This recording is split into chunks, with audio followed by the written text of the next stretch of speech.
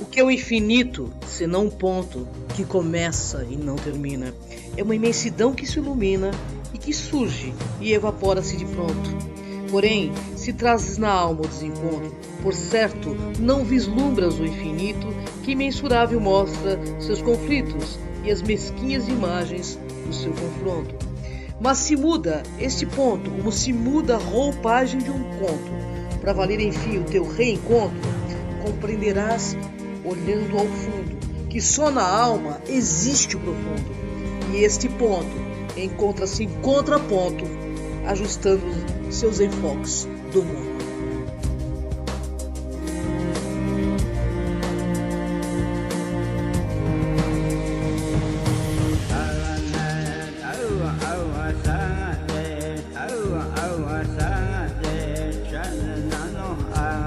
Olá pessoal, bem-vindos ao Fator Paranormal. Eu sou Cris de Pascoal e hoje eu vou relatar o capítulo 44 da minha jornada e vamos falar um pouquinho de vidas passadas, de lembranças de vidas passadas. Aos 55 anos eu renasci nessa terra e para meu espírito seria o começo de uma nova era. Mas qual surpresa para mim! Eu estava dentro de mim, numa cela que me armaram chamada Cris. Eu sempre fui diferente e parecia por vezes que nada se encaixava. Desde criança eu vivia um mundo em que as pessoas não conheciam, não compreendiam. Embora eu fosse uma criança comum, eu existia nesta vida diferente de tudo o que eu vivi. E desde tenra idade eu sabia disso. Graças a Deus, eu tive meus pais como amparadores nessa jornada evolutiva, pois eles sempre foram ligados em espiritualidade. Então foi mais fácil, a minha jornada nessa questão. Eu tinha sonhos recorrentes e tinha uma fixação enorme por uniformes militares, como eu relatei em capítulos anteriores. E nesses sonhos, eu me via assim como militar. Sempre eu escrevia meus sonhos em um caderno, porque eles sempre foram tão incríveis e reais. É claro que depois disso eu vim saber que eram projeções da minha consciência. Parecia mesmo que eu acessava uma outra realidade, um outro universo distante.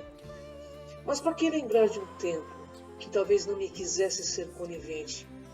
Eu tinha de ser apenas a Cris do agora. Uma pessoa apaixonada e longe de ser uma garota comportada. Eu vivia em cima de árvores com meu primo, jogava bola, brigava com os moleques, brincava de bicicleta.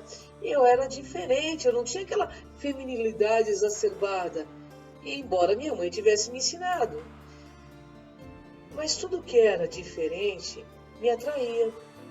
Eu me atraía pelo Egito, por magia, por espiritualidade, por tudo o que me remetesse a algo que fazia eu entrar nesse meu mundo, que para uns podia ser abstrato, mas para mim era totalmente real. Eu tinha saudades de um tempo, de um local, algo que doía aqui no peito. Às vezes eu ficava com a minha amiga olhando o céu, olhando para as estrelas e dizia para eles, um dia eu vou voltar para lá. E essa busca me levou ao Egito, é claro, já em idade madura. E lá, mais do que qualquer outro lugar, eu me via sempre em projeção. Tive projeções enormes no Egito, até porque o Egito está no outro padrão de onda. Mas eu me vi feito um guerreiro que mata e morre, e sem entender por quê.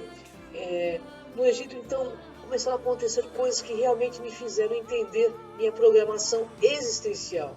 Meu jeito estranho de sentir, de perceber um mundo. Como eu disse nos capítulos anteriores, eu colecionava papiros desde a infância e eu viajava neles. Eu parava e ficava fitando eles horas e horas. Mas quando eu cheguei lá no Cairo e visitei o templo da rainha Hatshepsut, me senti muito mal. Eu fiquei obnubilada, me deu uma tontura violenta. Eu vi imagens caindo à minha frente, como que em um filme, numa situação que não era boa. Eu vi um rapaz de mais ou menos 16 a 18 anos, com uma tarja preta aqui nos olhos, pintado, né? E essa imagem me perseguia. Era como se ele e eu fôssemos uma coisa só. Isso me deu uma sensação ruim, de desmaio. E Kátia presenciava tudo, estava sempre do meu lado, me amparando também, feito guardiã e feito uma felina que também é, né? Ela me ajudava, porque eu sabia, pessoal, que aquele local iria me dar referências da minha missão terrestre. Desde nascença, eu tenho um sopro cardíaco, que me delega por vezes um cansaço físico, embora não seja nada assim preocupante, ele me dá uma certa fadiga. E nesse dia eu senti que ele ameaçara o meu passeio. Me parecia tudo tão conhecido, o Egito, eu reconheci vários lugares. Me senti em casa. Na primeira vez que fui, e cada local que ia, me dava mais a certeza que eu já havia passado naquelas terras. Fui ao Monte Sinai e tentei subir os 4 quilômetros de subida. E óbvio que não consegui. Além da temperatura ser muito baixa à noite no Egito, começou a me dar aquela fadiga imensa. E eu fiquei esperando a Kátia então, numa tenda de beduínos. E lá, mais do que nunca, percebi que eu deveria, no mínimo, ter sido uma pessoa do meio beduíno. Eu entrei na dança, na brincadeira, sem qualquer drama, como se tudo fosse profundamente conhecido para mim. Enchi a cara de carcadê. Bem, carcadê, para quem não sabe, é um suco delicioso, né, que fornece muita energia. E fiquei conversando horas e horas com os beduínos. Eles são muito divertidos, acolhedores, tinham homens, tinham mulheres, e ficamos conversando, então, dentro da caverna.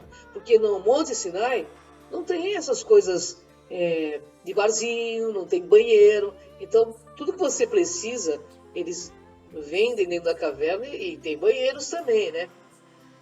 Bom, eu penso que qualquer outra pessoa teria ficado com medo, né, dos beduínos.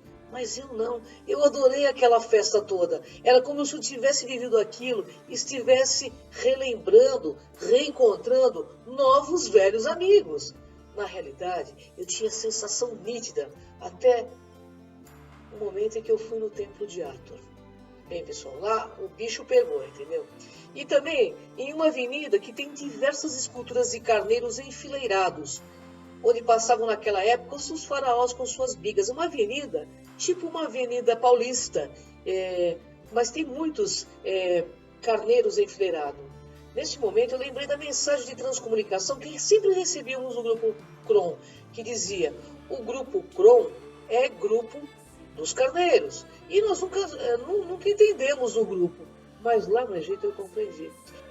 Eu entendi isso porque, pela história contada no Egito, quando Amon-Ra governou lá, era a era de carneiro. Por isso que tinham tantos carneiros enfileirados. Pois é, então foi lá que achei que realmente ia ter um negócio. Reconheci de imediato aquele local. Kátia estava atenta e lado a lado comigo, porque ela percebeu que eu não me sentia bem. Senti um mal-estar como se meu peito fosse explodir. E, neste momento, vi aquele rapaz com o rosto pintado de tarja preta, correndo entre as estátuas. E também vi ele ser esfaqueado no peito por um sacerdote de Akhenaton, que o surpreendeu por detrás de uma forma traiçoeira. Porque ele, ou seja, eu, era um sacerdote de Amon-Ra, que morreu muito cedo no Egito. Reconheci nessa vida o rosto e o olhar daquele assassino. E compreendi o encontro com ele nesta vida. Sempre traiçoeiro, mentiroso, manipulador. Só que também nessa vida tinha vindo na condição feminina. Naquela vida, eu fui assassinada em uma emboscada no meio daquelas estátuas. Eu percebi isso de imediato e tive a sensação real de que isso tinha ocorrido. E o rosto do meu opositor de vidas passadas, então também tinha sido o rosto de um opositor desta vida. Talvez eu devesse aprender a perdoá-lo. Isso me deu um baque, mas um baque total dentro da viagem, viu? Fiquei remoendo isso por horas, porque eu tinha uma antipatia surreal por aquele ser. Mas nesse momento eu entendia.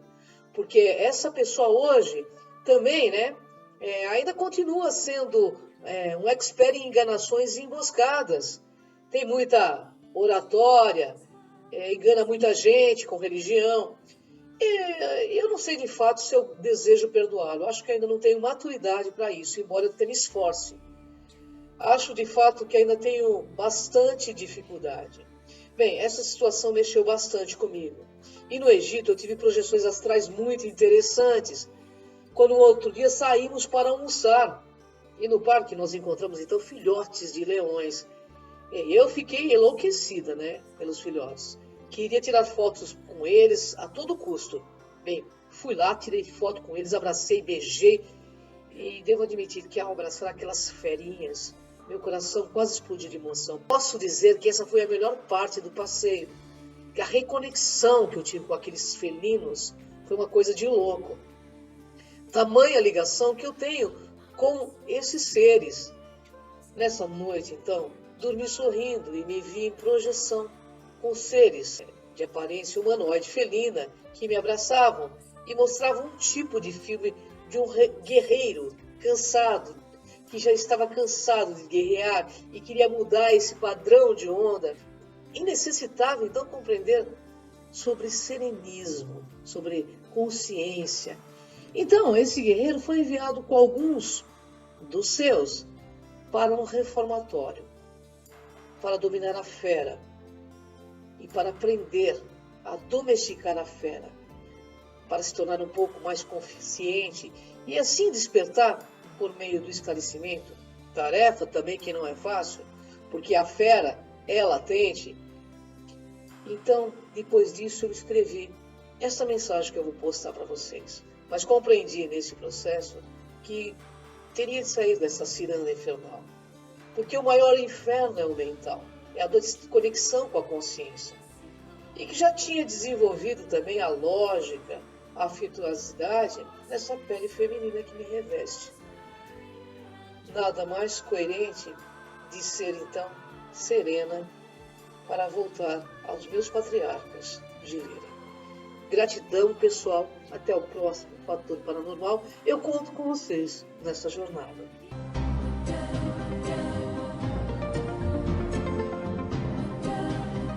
Eu vim de uma estrela, atravessei portais, e neste mundo de homens, feras, renasci. Vejo guerras e dor, preciso semear as flores do amor, lírios siderais para conscientizar, para que sejamos em essência o que somos em consciência, filhos das estrelas, com naves transcendentais. E assim voltar para minha estrela, fazendo a ponte para o infinito, transformando a fera em mim em um anjo mais bonito.